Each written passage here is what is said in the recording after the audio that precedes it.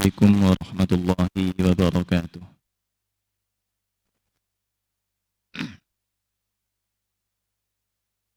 إن الحمد لله نحمده ونستعينه ونستغفره ونعوذ بالله من شرور أنفسنا ومن سيئات أعمالنا.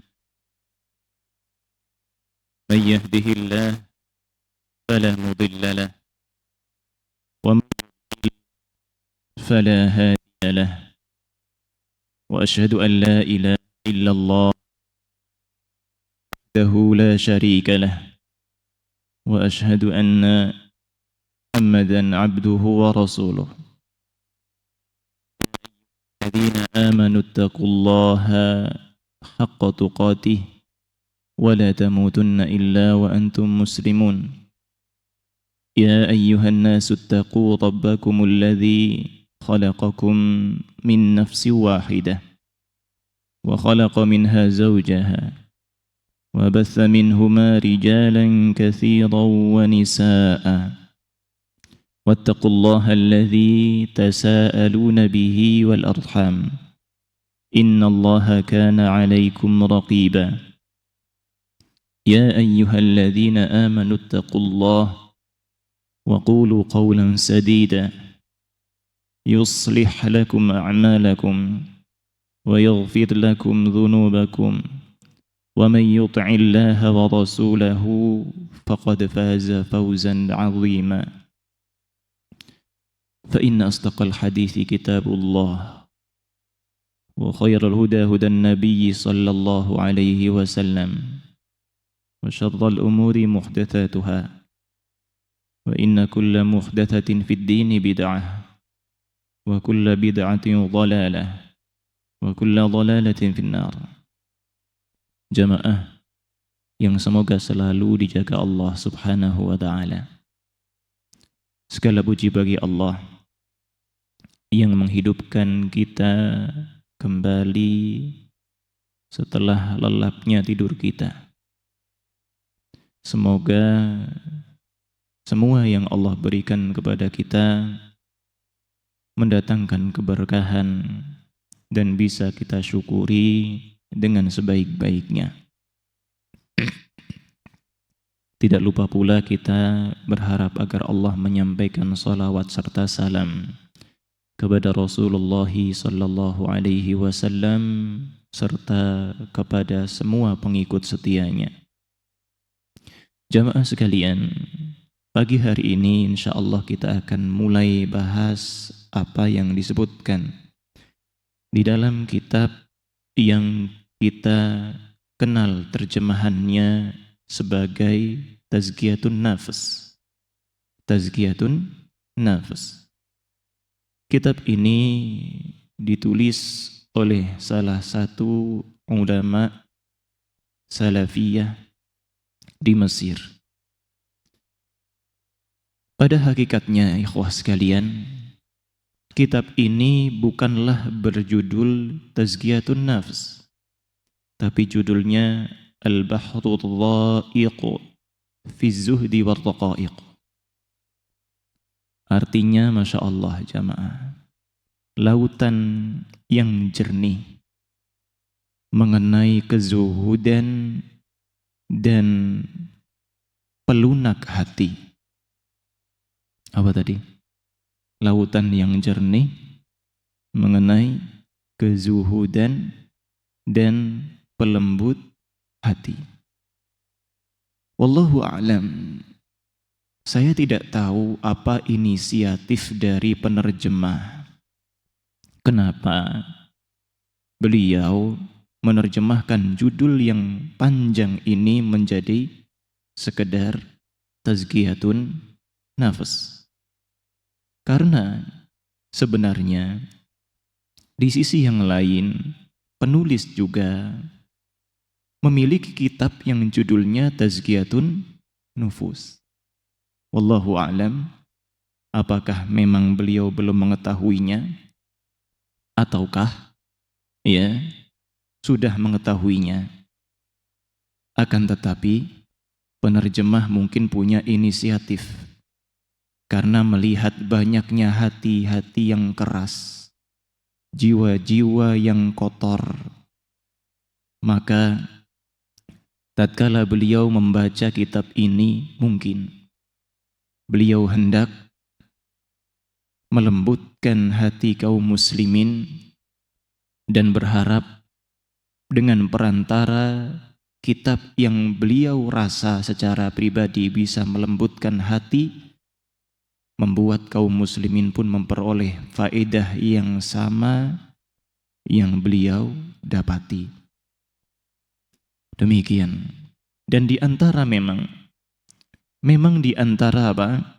Sebab kerasnya hati adalah karena ketamakan terhadap kehidupan dan kenikmatan duniawi. Bukan berarti haram, akan tetapi ketamakan dalam hal ini dicela oleh Allah Subhanahu wa ta'ala. Demikian pula kita tahu betapa banyak rumah tangga yang hancur karena ketamakan duniawi.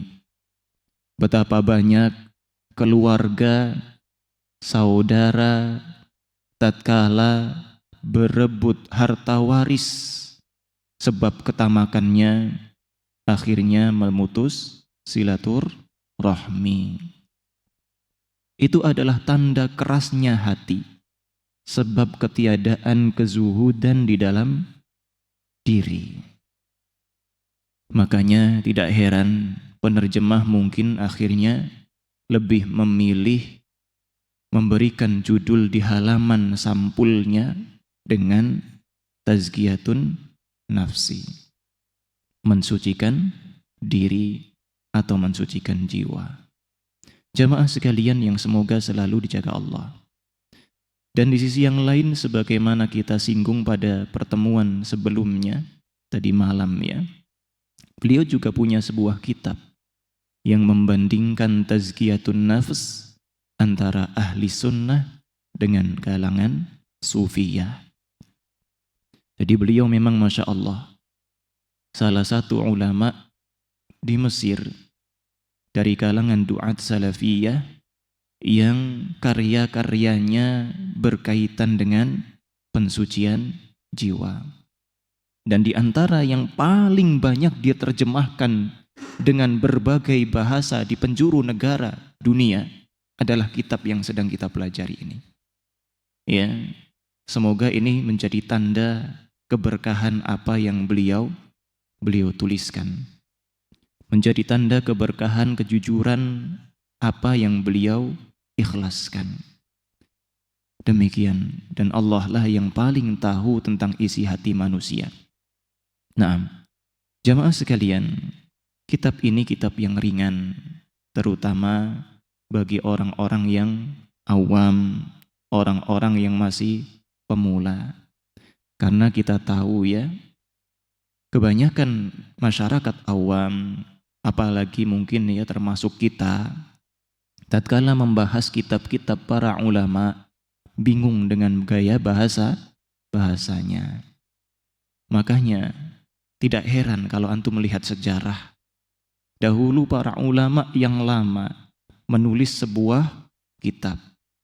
Kemudian datang generasi setelahnya menjabarkannya. Demi apa? Demi memahamkan generasi yang ada di zaman tersebut. Datang zaman berikutnya, diringkas lagi Pak. Sudah simpel, dijabarkan. Datang zaman untuk apa?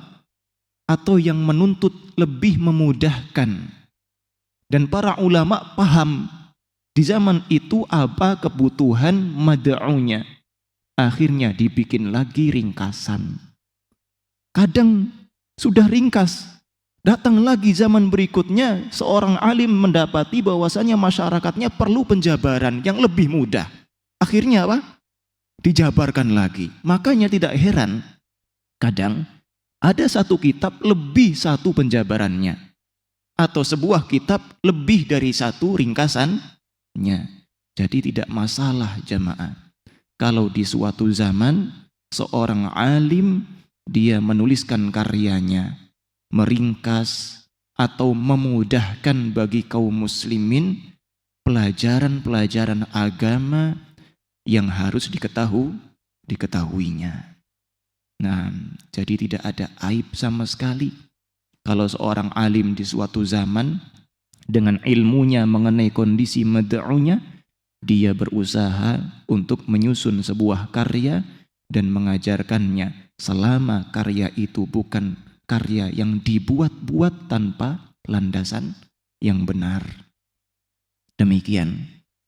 Jadi selama manhajnya, selama amanah ilmiahnya merujuk kepada para salaf, para pendahulu yang saleh, maka tidak masalah. Wallahu a'lam. Baik, jamaah sekalian yang semoga selalu dijaga Allah. Kita akan bahas beberapa poin yang diingatkan oleh penulis dalam muqaddimahnya. Beliau mengatakan, Alhamdulillahilladzi sahhala li'ibadihil muttaqina ila mardatihi sabila. Segala puji bagi Allah yang telah memberikan kemudahan bagi hamba-hambanya yang bertakwa jalan menuju ridhonya. Berarti di sini apa jamaah? Pertama kali yang hendak beliau ingatkan kepada kita adalah nikmat kemudahan menempuh jalan yang lurus kepada Allah Subhanahu wa ta'ala. Dan seorang muslim bukanlah orang yang hanya mengandalkan usahanya, tapi dia adalah orang yang bersandar kepada pertolongan Allah Subhanahu wa ta'ala. Itulah yang menjadi pokok dari isi hatinya. Memang Allah perintahkan dia untuk berusaha, akan tetapi jangan sampai dalam usahanya dia mengabaikan Allah. Dan Rasulullah SAW telah mengajarkan sebuah doa kepada kita yang disebutkan Imam Al-Baihaqi dan kalau tidak salah juga Imam Ibnu Hibban. Hadis ini sahih. Di antara doa yang mungkin sering kita sebutkan apa jamaah? Allahumma la sahla illa ma ja'altahu sahla wa anta taj'alul hazan idza syi'ta sahla. Apa artinya jemaah? Pernah dengar doa itu? Pernah nggih? Sudah hafal? Sudah ya? Sudah lupa tapi. Apa artinya jemaah? Ya Allah, tidak ada kemudahan kecuali pada sesuatu yang Engkau jadikan mudah.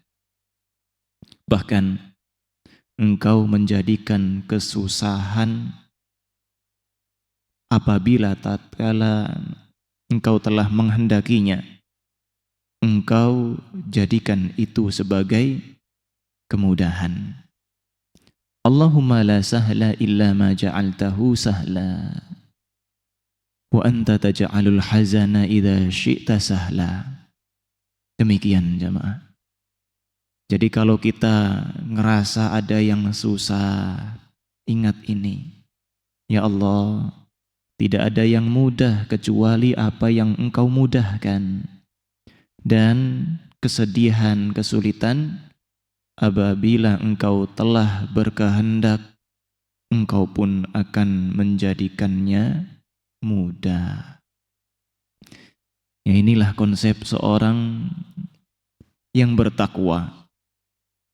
Orang-orang yang sadar bahwasanya penentu dari usahanya adalah Allah, yang menjadikan segala hal yang bisa dia rasakan mudah selama ini adalah Allah. Karena kadang ya, orang yang berbeda dengan kasus yang sama, yang satu bisa, yang lain tidak bisa. Itu bukti Allah sudah memudahkan kita. Dan tatkala Allah sudah memberikan kemudahan, tidak ada yang susah. Termasuk juga hidayah, jalan menuju Allah Subhanahu wa ta'ala. Kemudian beliau mengatakan, wa awdaha lahum turuqal hidayati wa ja'ala ittiba'ar rasuli 'alaiha dalila. Dan Allah Subhanahu wa ta'ala menjelaskan kepada mereka jalan-jalan hidayah, dan Allah menjadikan tindakan mengikuti Rasul sebagai penunjuk jelas baginya. Jamaah sekalian yang semoga selalu dijaga Allah, kita tahu hal ini mengingatkan kita terhadap firman Allah Subhanahu wa ta'ala, innaka la tahdi man ahbabta walakinnallaha yahdi man yasha. Sesungguhnya engkau wahai Muhammad sallallahu alaihi wasallam tidaklah berkuasa memberikan hidayah kepada manusia, akan tetapi Allah lah yang berkuasa untuk memberikannya, meskipun orang tersebut adalah orang yang engkau cinta. Jamaah sekalian yang semoga selalu dijaga Allah Subhanahu wa ta'ala. Atau dalam firman Allah yang lainnya, Allah menjelaskan, qul falillahil hujjatul balighah. Hujjah yang tertinggi sampaikanlah wahai Muhammad sallallahu alaihi wasallam adalah kepunyaan Allah Subhanahu wa ta'ala. Falau sya'a lahadakum ajma'in. Dan kalaulah Allah mau, niscaya Allah akan memberikan petunjuk kepada kalian semua. Makanya jamaah sekalian, Allah lah yang memberikan cahaya terang bagi hati kita, sehingga sekarang dan semoga seterusnya kita tetap terus berada di atas hidayah. Dan beliau juga mengingatkan bahwasanya mengikuti Rasulullah sallallahu alaihi wasallam adalah dalil, adalah penunjuk arah bagi kita, bagi orang-orang yang sedang menempuh perjalanan kepada Allah Azza wa Jalla. Sebagaimana Allah mengingatkan kepada kita, wa man yushaqiqir rasula min ba'di ma tabayyana lahul huda. Dan siapa saja yang menentang atau menyelisihi Rasulnya setelah hidayah jelas bagi dia, wa yattabi' ghayra sabilil mu'minin, dan dia juga mengikuti jalan orang-orang yang berbeda, bukan orang-orang yang beriman bersama Nabi sallallahu alaihi wasallam, maka konsekuensinya nuwallihi ma tawalla, kami akan palingkan dia kemana dia mengarah. Akan tetapi di akhirat nanti, wa nuslihi jahannam, kami akan mengazabnya, kami akan memasukkannya ke dalam neraka jahannam. Wa sa'at masira, dan itu adalah seburuk-buruk tempat kembali. Jamaah sekalian yang semoga selalu dijaga Allah Subhanahu wa ta'ala. Kemudian beliau mengatakan, wattakhadhahum 'abidan lahu, dan Allah Subhanahu wa ta'ala lah yang telah menjadikan kita semua sebagai hamba baginya. Fa'aqarru lahu bil'ubudiyyati wa lam yattakhidhu min dunihi wakila. Kemudian mereka pun mengakui penghambaan dirinya kepada Allah, dan mereka sama sekali tidak menjadikan selain Allah sebagai pelindung baginya. Berarti di antara ciri orang yang batinnya bersih, jiwanya suci, adalah tatkala dia tidak merasa memiliki pelindung yang berkuasa untuk menyelamatkannya, yang berkuasa untuk menjaganya, kecuali Allah Subhanahu wa ta'ala. Makanya para ulama juga menjelaskan, di antara tafsiran orang yang datang kepada Allah dengan hati yang bersih adalah hati yang bersih dari segala noda, termasuk noda yang paling parah berupa kesyirikan kepada Allah Subhanahu wa ta'ala. Jamaah sekalian, sebuah kemuliaan yang dahulu pernah kita jelaskan adalah kemuliaan tatkala Allah Subhanahu wa ta'ala menganggap orang-orang tertentu dari kalangan manusia sebagai hamba. Allah Subhanahu wa ta'ala berfirman, misalkan sebagaimana memanggil kita, Qul ya ibadi, atau misalkan firman Allah Subhanahu wa ta'ala yang sering kita dengar, wa idza sa'alaka ibadi anni fa inni qarib, dan apabila hamba-hambaku bertanya kepadamu wahai Muhammad sallallahu alaihi wasallam mengenai aku, maka katakanlah aku dekat. Pertolongan Allah dekat dan tidak ada yang jauh bagi Allah Azza wa Jalla. Ujibu da'watad da'i idza da'an.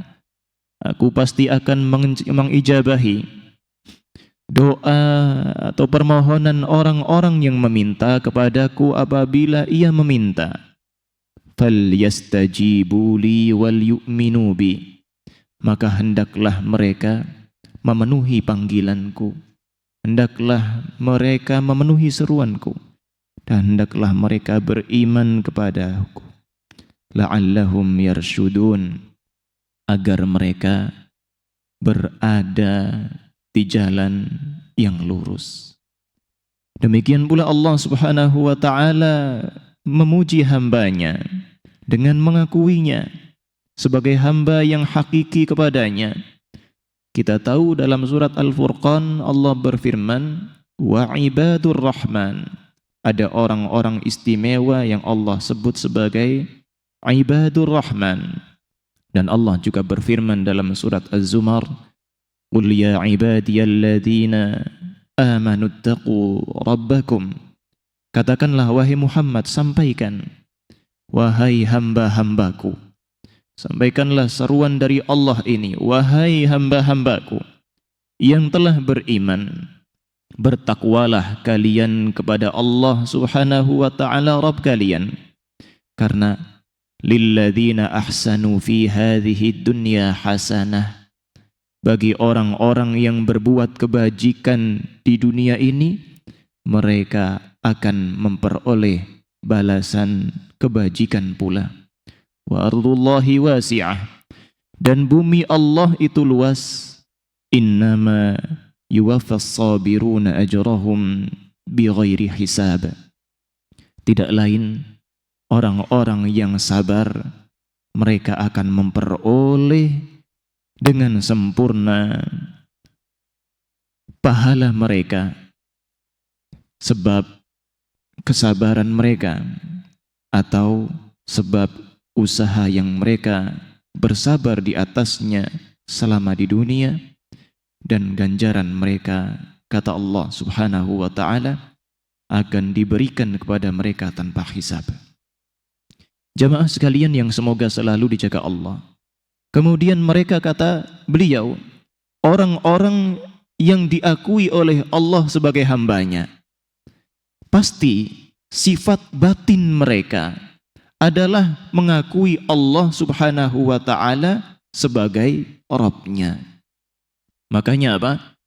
Di antara yang kita baca setiap pagi dan petangnya, jamaah, Sayyidul Istighfar, puncak dari istighfar yang Allah Subhanahu wa ta'ala suka adalah tatkala seorang hamba mengatakan apa?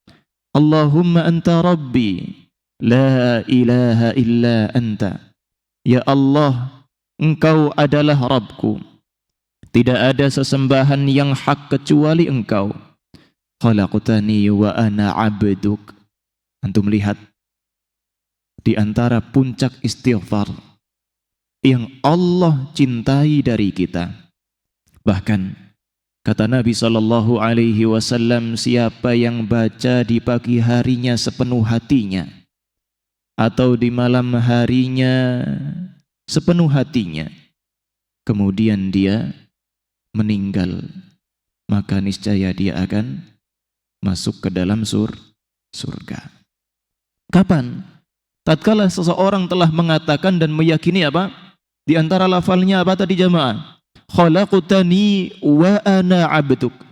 Ya Allah, engkaulah yang telah menciptakan aku dan aku adalah hambamu. Demikian jemaah. Ini adalah salah satu sifat bagi orang-orang yang memiliki jiwa yang bersih. Karena sebagaimana telah kita sebutkan pada pertemuan sebelumnya, puncak yang hendak diraih seorang ahli sunnah dalam mentazkiyah dirinya adalah apa? Merealisasikan penghambaan hakiki yang sempurna kepada Allah Subhanahu wa ta'ala. Makanya muqaddimah ini menjadi isyarat bagi kita tentang sifat-sifat mereka. Khalaqtani wa ana 'abduk wa ana 'ala ahdika wa wa'dika mastata'tu. A'udzu bika min syarri ma sana'tu. Abu'u laka bi ni'matika 'alayya wa abu'u bi dhanbi. Faghfir li fa innahu la yaghfiru dzunuba illa anta. Nah, jamaah sekalian yang semoga selalu dijaga Allah Azza wa Jalla. Kemudian di antara yang beliau ingatkan kepada kita, wa kataba fi qulubihimul imana lamma radu billahi wa bil islami dina.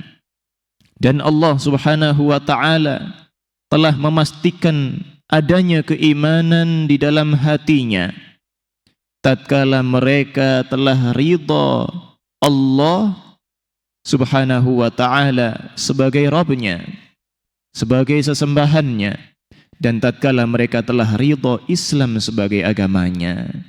Makanya jamaah Rasulullah sallallahu alaihi wasallam pun senantiasa mengajarkan kepada kita tentang lafal yang selalu kita baca pula. Raditu billahi rabba wa bil islami dina wa bi Muhammadin sallallahu alaihi wasallam nabiyya. Aku ridha Allah sebagai Rabbku, Islam sebagai agamaku, dan aku pun ridha Muhammad sallallahu alaihi wasallam sebagai nabiku. Jamaah sekalian yang semoga selalu dijaga Allah Azza wa Jalla. Antum perhatikan. Kemudian beliau mengingatkan, wa asyhadu an la ilaha illallah wahdahu la syarika lahu syahadatan asyhadu biha ma'asy syahidin wa atahammaluha 'anil jahidin wa addakhiruha 'indallahi 'uddatan liyaumiddin. Kata beliau, dan beliau bersaksi bahwasanya tidak ada yang berhak disembah kecuali hanya Allah saja. Tidak ada sekutu baginya.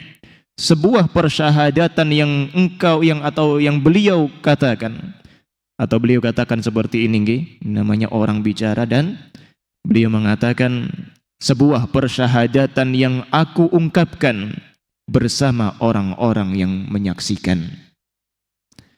Apa jamaah? Kenapa beliau katakan demikian? Karena di dalam Al-Quran Allah Subhanahu wa ta'ala berfirman, syahidallahu annahu la ilaha illahu. Allah sendiri yang telah bersaksi. Berarti apa? Beliau juga bersaksi dengan persaksian Allah Subhanahu wa ta'ala terhadap dirinya. Tentang apa? Tidak ada yang hak untuk disembah kecuali Allah Subhanahu wa ta'ala. Wal malaikatu wa ulul ilmi qa'iman bil qist. Demikian pula bukan hanya Allah yang mempersaksikan syahadat tersebut, akan tetapi apa? Para malaikatnya pula. Demikian pula para orang-orang yang dikaruniai ilmu oleh Allah Subhanahu wa ta'ala seraya tegak atau menegakkan keadilan. La ilaha illa huwa al-azizul hakim. Tidak ada yang berhak disembah kecuali hanya Dia. Dialah Allah subhanahu wa ta'ala yang maha perkasa lagi maha bijaksana. Beliau, Masya Allah, beliau terus berusaha untuk berpegang teguh dengannya. Meskipun ada orang-orang yang ingkar terhadapnya. Dan beliau berharap agar syahadat tersebut menjadi salah satu tabungannya, menjadi bekal tatkala kembali ke sisi Allah subhanahu wa ta'ala. Kemudian beliau menyampaikan syahadat bahwasanya Nabi Muhammad sallallahu alaihi wasallam adalah hamba Allah yang terpilih, nabinya yang Allah ridhai, rasulnya yang benar dan dibenarkan, yang beliau sallallahu alaihi wasallam tidaklah berbicara mengenai agama ini dengan hawa nafsunya. Tidaklah apa yang beliau katakan kecuali wahyu yang Allah sampaikan kepadanya. Sebagaimana sering kita ingatkan dalam surat An-Najm, "Wa ma yantiqu 'anil hawa in huwa illa wahyu yuha." Tidaklah Rasulullah sallallahu alaihi wasallam itu berbicara berdasarkan hawa nafsunya. Tidak lain yang beliau katakan adalah wahyu yang disampaikan oleh Allah subhanahu wa ta'ala. Rasulullah sallallahu alaihi wasallam, kata beliau, diutus oleh Allah di masa fatrah. Kemudian dengan perantara beliau, Allah subhanahu wa ta'ala memberikan petunjuk kepada manusia, jalan yang lurus dan jalan yang terang. Jamaah sekalian yang semoga selalu dijaga Allah. Kemudian Allah subhanahu wa ta'ala, kata beliau, mewajibkan manusia ini untuk apa? Untuk taat kepadanya dan juga mengagungkannya, ya, dan juga mengagungkan atau memuliakannya. Sebagaimana kita tahu Allah subhanahu wa ta'ala berfirman, "Inna arsalnaka syahidan wa mubasysyiran wa nadhira." Sesungguhnya kami, kata Allah subhanahu wa ta'ala, telah mengutus engkau wahai Muhammad sallallahu alaihi wasallam untuk menjadi saksi dan juga menjadi pembawa kabar gembira. Demikian pula memberikan peringatan kepada manusia. Kata Allah subhanahu wa ta'ala, "Litu'minu billahi wa rasulihi wa tu'azziruhu wa tuwaqqiruhu wa tusabbihuhu bukratan wa asila." Agar kalian semua beriman kepada Allah subhanahu wa ta'ala dan Rasulnya, dan kalian semua menjadi penolong-penolongnya, dan kalian semua wa tuwaqqiru, memuliakannya, memuliakan Rasulullah sallallahu alaihi wasallam, dan agar kalian bertasbih mensucikan Allah subhanahu wa ta'ala baik di waktu pagi maupun di waktu petang. Jamaah sekalian yang semoga selalu dijaga Allah azza wa jal. Kemudian ikhwah sekalian, di antara yang beliau ingatkan kepada kita di dalam muqaddimahnya, nah,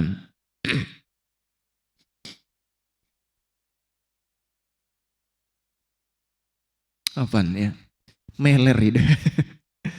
Nah, antum sehat aja ya insyaallah ya. Alhamdulillah. Di antara karunia Allah kepada hamba adalah tatkala Allah memudahkan jalan kebaikan dan menyingkirkan darinya jalan-jalan keburukan dan kemungkaran. Kita pun sudah paham bahwasanya di antara yang harus kita perhatikan adalah kesucian jiwa dan seluruh wasilah yang bisa melunakkan hati kita, agar hati kita itu tunduk kepada syariat Allah subhanahu wa ta'ala dan juga mengijabahi seluruh perintahnya dan menjauhi seluruh larangannya.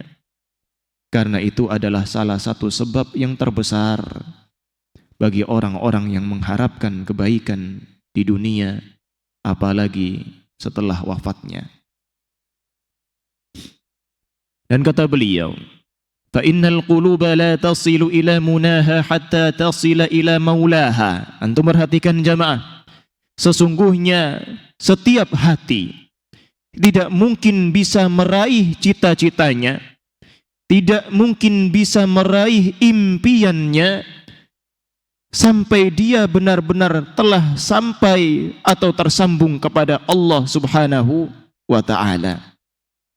Jadi beliau mengingatkan kepada kita, kebahagiaan hakiki yang diraih manusia hanyalah kebahagiaan yang ia peroleh dengan cara senantiasa tersambung kepada Allah Subhanahu wa ta'ala.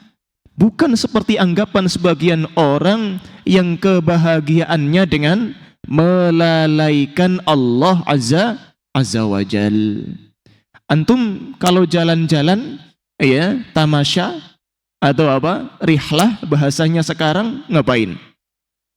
Ngapain antum jamaah? Apa yang hendak antum harapkan dari tamasya itu? Apa yang hendak antum inginkan dari rihlah itu? Jangan lupa, yang antum nikmati itu nikmat Allah. Yang antum lihat dari pemandangan-pemandangan yang indah itu makhluk Allah.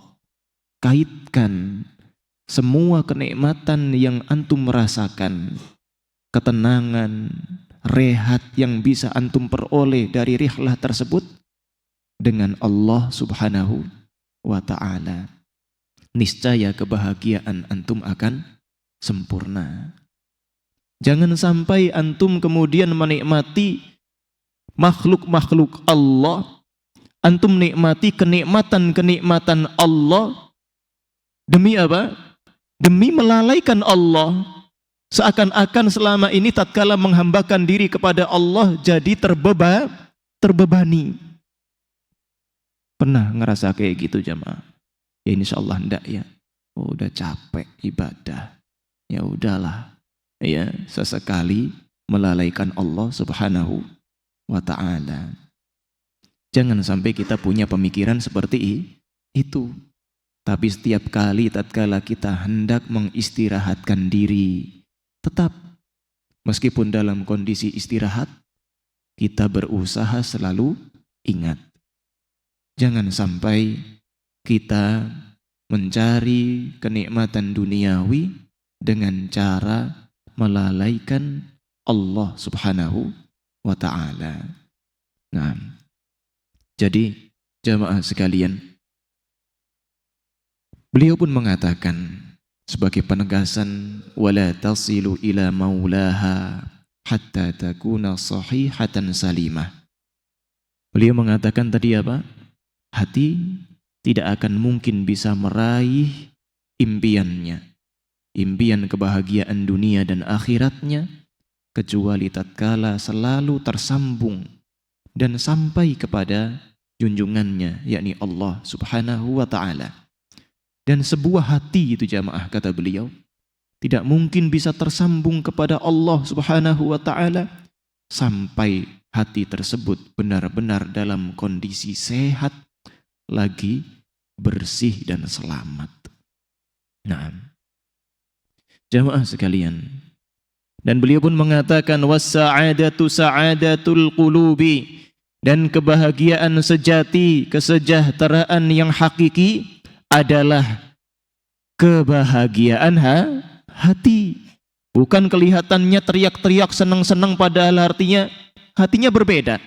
Sekarang kan kita dapati jamaah, kadang orang itu joget menari-nari tapi apa? Ternyata hatinya sedang menyimpan duka. Dikiranya dengan hal tersebut dia bisa bahagia, padahal penyakit masih ada di dalam batinnya. Dia merasa dengan tertawa kemudian apa? Bisa membuat hatinya sembuh dari sakit yang menjakitinya. Padahal hakikatnya apa? Penyakitnya tetap ada, dia hanya sekedar merasakan apa? Kenikmatan semu yang seakan-akan meredakan rasa sakitnya. Akan tetapi apa? penyakit itu sebenarnya masih ada di dalam dirinya.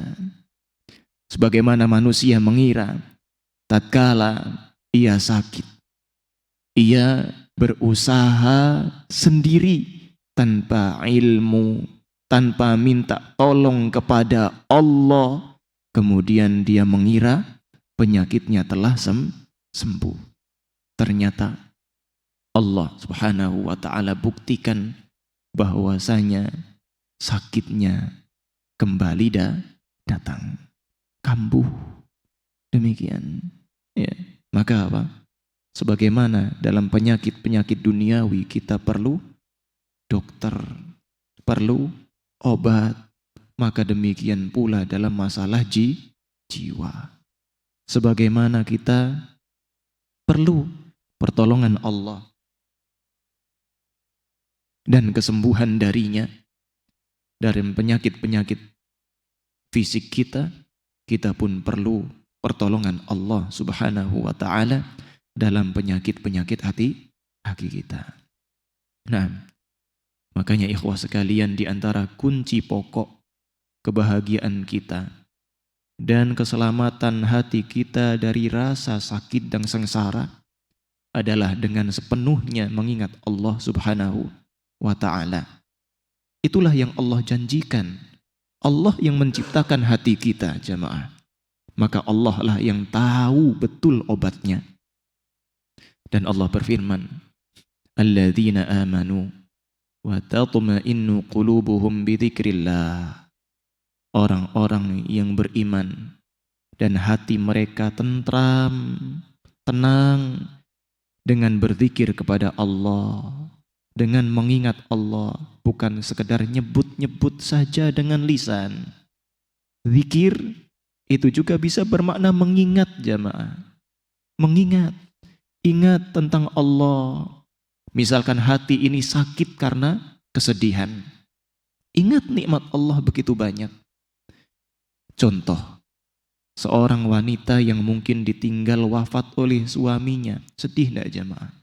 Sedih. Mungkin laki-laki juga demikian. Mereka sedih tatkala ditinggal wafat oleh istrinya, atau ditinggal oleh orang tuanya, atau ditinggal mati oleh anaknya. Sedih. Di dalam hatinya ada penyakit yang mungkin akan apa? Tatkala ditambah dengan kekotoran, dia akan mengeluhkan takdir Allah Subhanahu wa ta'ala. Dia akan meratapi kesedihan yang menimpanya. Akan tetapi, tatkala seorang yang beriman ingat bahwasanya kenikmatan yang diberikan oleh Allah kepadanya lebih banyak dibandingkan ujian yang menimpanya. Tatkala ia ingat bahwasanya mungkin rasa cinta dia yang bisa dia ungkapkan kepada orang yang telah meninggalkannya ini tidak sebanding dengan cinta Allah yang akan Allah berikan kepada dia setelah dia wafat dengan amal solihnya, maka apa? Maka dia pun akan tenang batinnya dan terhindar dari segala penyakit-penyakit yang bisa membuat kotor jiwanya.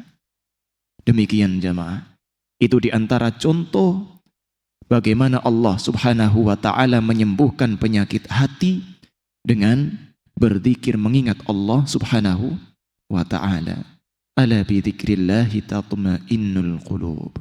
Ingatlah, dengan berzikir kepada Allah lah, hanya dengan itu antum perhatikan. Allah mendahulukan bi dzikrillah dengan apa? Dengan apa yang menjadi manfaatnya.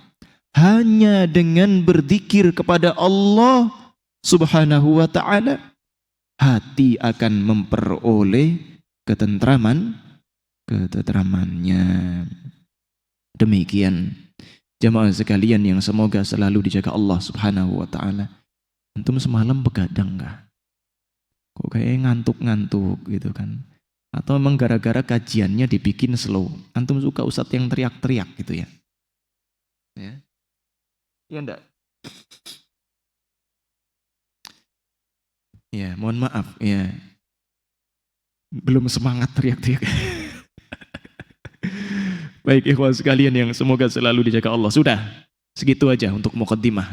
InsyaAllah pada pertemuan berikutnya ya, InsyaAllah ya kita akan bahas inti dari apa yang diringkaskan oleh penerjemah. Jadi sebenarnya terjemahan ini jemaah, ya terjemahan yang ada di flyer juga, itu tidak mencakup seluruh isi kitabnya. Kalau kitabnya bahasa Arab aja jemaah, ini sekitar berapa halaman?